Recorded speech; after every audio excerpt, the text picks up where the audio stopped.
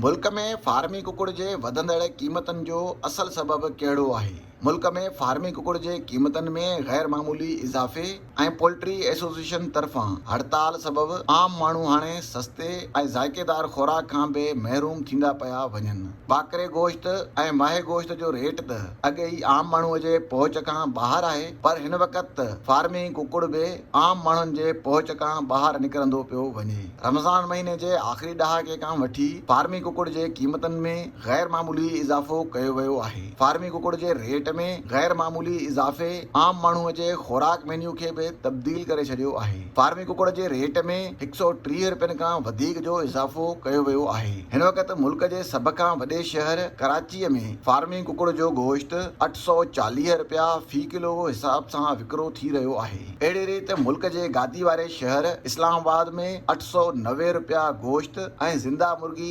550 रुपया, पिशावर में ज़िंदा मुर्गी 530, लाहौर 540 रुपया फ़ी किलो ज़िंदा मुर्गी विकिरो कई पई वञे। पंजाब में इंतिज़ामिया तरफ़ां रेट लिस्ट जारी करण ते पोल्ट्री एसोसिएशन तरफ़ां हड़ताल जी काल ॾिनी वई, जंहिं जे नतीजे में मुल्क जे सभ खां वॾे सूबे समेत सॼे मुल्क में फार्मी कुकुड़ नायाब थी वई। इन सिलसिले में पोल्ट्री एसोसिएशन जे अॻुवाणनि जो चवणु आहे त मुल्क में हिकु ॾींहं जो तयारु थींदड़ चूज़ो तमामु घटि आहे, जॾहिं त ब्राइलर ऐं अंडा ॾियण वारे चूज़े जे पैदावार लाइ इस्तेमालु थींदड़ ग्रैंड पेरेंट चिकन बि तमामु घटि तादाद में आहिनि।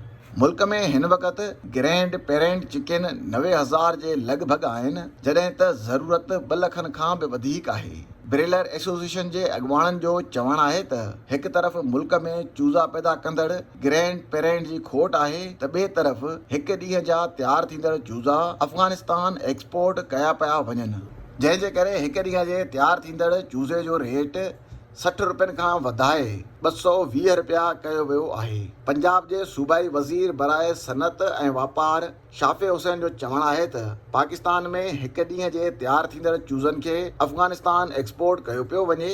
ॿिए तरफ़ मुल्क में सोयाबीन जी पैदावार न हुअण करे फीड जी खोट आहे।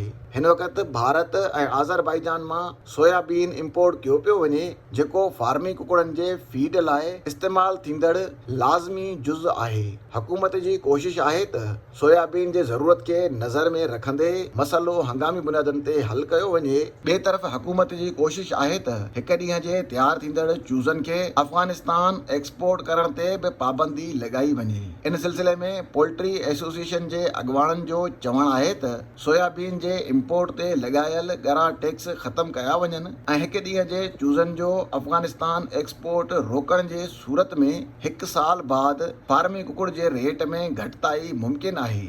ॿी सूरत में पाकिस्तान अंदरि फार्मी कुकुड़ जा रेट अञा बि वधी सघनि था, जंहिं सां मुल्क में फार्मी कुकुड़ जे पैदावार ते मनफ़ी असर थी सघनि था।